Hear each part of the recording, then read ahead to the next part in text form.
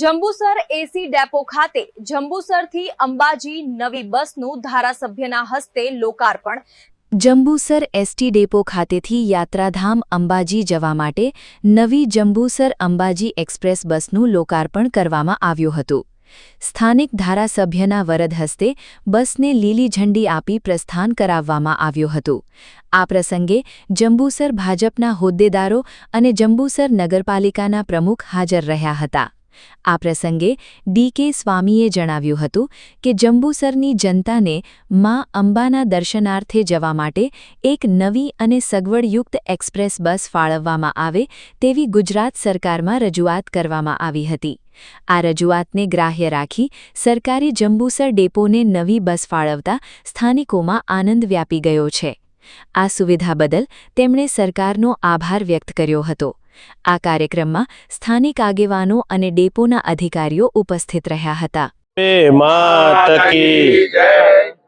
આજ રોજ ગુજરાત સરકાર તેમજ વાહન વ્યવહાર વિભાગ દ્વારા જંબુસર ડેપોને એક નવી બસ આપવામાં આવી, ફાળવવામાં આવી, જેનું આજે ભારતીય જનતા પાર્ટીના સૌ કાર્યકર્તાઓ દ્વારા લીલી ઝંડી આપીને પ્રસ્થાન કરવામાં આવ્યું।